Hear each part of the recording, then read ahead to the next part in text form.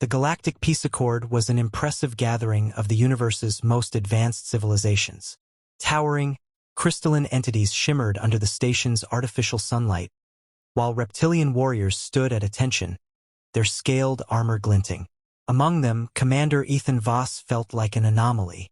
Humanity, the youngest and least advanced species at the table, was invited as a courtesy, or so it seemed. He could sense the condescension, the polite dismissals masked as diplomatic pleasantries. The whispers began even before the meeting officially started. "They look so fragile," murmured a representative from the Dravcon, a race of hulking quadrupeds with skin like obsidian. "What could they possibly contribute?" "They are soft," agreed a Wylel-Kiri delegate, their voice a series of melodic chimes. "Their world is a temperate paradise. Conflict there must be trivial." Ethan stood silently, observing the proceedings. He wasn't here to argue humanity's worth or defend against slights.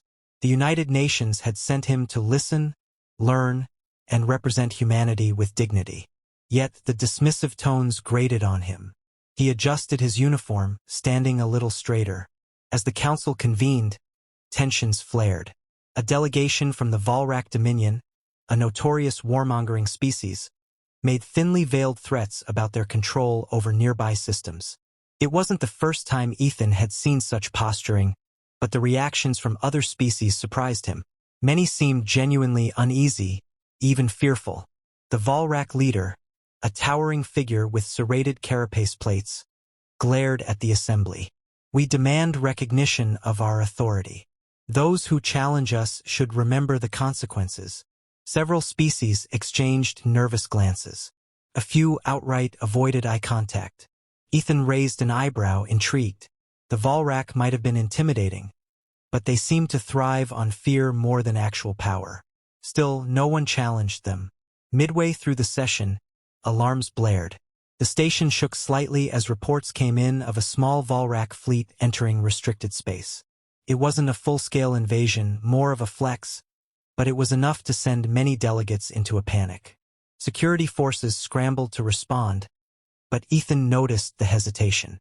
The aliens weren't used to direct confrontation. One of the Dravcon turned to him, sneering. "Is this how humans react to danger? Stand and watch while others act." Ethan didn't rise to the bait. Instead, he replied calmly, "We have protocols for situations like this. You'll see." The Volrak ships fired a few warning shots, testing the station's defenses. Ethan observed silently, his expression unreadable. When the dust settled and the incursion was resolved with minimal damage, a Wylel-Kiri delegate approached him. "You seemed unperturbed," they said, their voice softer now. "Do you not fear them?" Ethan shrugged. "Fear them? No. Respect them as a threat? Sure. But let's just say, they've clearly never heard of war crimes." The alien's glowing eyes dimmed slightly, confused. "War crimes?" Ethan smiled faintly, the kind of smile that hinted at stories too dark to recount in polite company. "You'll find out soon enough." The room fell into an uneasy silence as the phrase "war crimes" lingered in the air. Ethan leaned back slightly, observing the mix of confusion and discomfort among the alien delegates.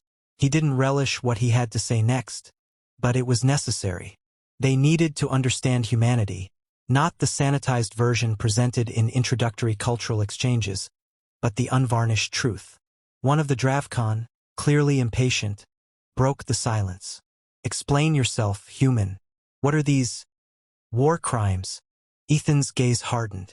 "War crimes are the rules we created for war, rules we agreed upon because, without them, what we're capable of would make the stars themselves weep." The delegates exchanged uneasy glances. He continued, his tone steady but with an undercurrent of steel. "Humans have been fighting each other since the moment we stood upright. We've turned war into an art, a science, and a nightmare. And when that wasn't enough, we made rules to limit the destruction. Not for morality, but for survival, because we learned the hard way what happens when there are no limits." He let the words sink in before proceeding. "Take chemical warfare, for example. We engineered weapons to choke the air, poison water, and burn flesh. Entire battlefields turned into hellscapes where the ground itself was uninhabitable for years. And when we saw the horrors we created, we banned it. But banning something doesn't erase the knowledge.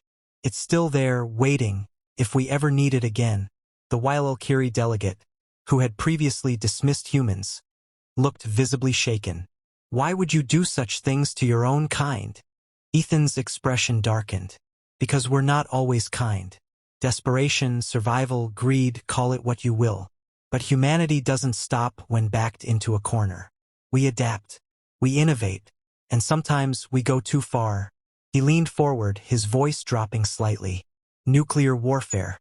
A single bomb that can wipe entire cities off the map, leaving nothing but ash and silence. We didn't just create one, we made thousands. Enough to end our entire planet several times over. And we came close. Too close. But even now, with treaties in place, the weapons still exist. Not because we want to use them, but because they remind everyone what's at stake. A crystalline delegate, whose species had never known war, whispered, "You created weapons capable of destroying yourselves? And kept them?" Ethan nodded. "We're not proud of it, but it's who we are. We prepare for the worst, even when we hope for the best. And when war crimes don't stop us, we go further. Scorched earth tactics, psychological warfare, total annihilation if necessary." The Volrak delegate, smug earlier, now looked less certain. "And yet you survived. Why?" Ethan's gaze was unwavering. "Because we learned to live with the consequences. We rebuild, no matter how deep the scars. And when faced with an enemy, we don't stop until we win, or die trying." The room was silent, save for the hum of the station. Ethan's voice cut through it like a blade. "You see us as weak because we don't bare our teeth. But you should know this, when humans fight, we don't fight to prove a point. We fight to end the fight. Permanently." The alarms blared again, louder this time, signaling the escalation everyone had feared. Reports streamed in. Volrak forces had deployed boarding parties, aiming to seize control of the station. Chaos erupted among the delegates, many scrambling for cover or retreating to their ships. The station's security forces were overwhelmed, ill-prepared for such a coordinated assault. Ethan stood in the center of the chaos, his mind working methodically. He tapped into his training, assessing the situation with the clarity that only years of military experience could provide. The Volrak weren't just posturing anymore. They were making a statement, and he intended to respond. He moved quickly, commandeering a communication terminal. His voice cut through the panic. "This is Commander Ethan Voss. If you can fight, report to the central hub immediately. If you can't, barricade yourself in your quarters and wait for further instructions. Do not attempt to engage the enemy on your own." Several alien delegates hesitated but ultimately followed his orders. Something about his tone brooked no argument. Within minutes, a small group of willing combatants assembled, a ragtag mix of species, most of whom had never fought in a real battle. They looked to Ethan for guidance. "We don't need to defeat them outright," he began, his voice calm but firm.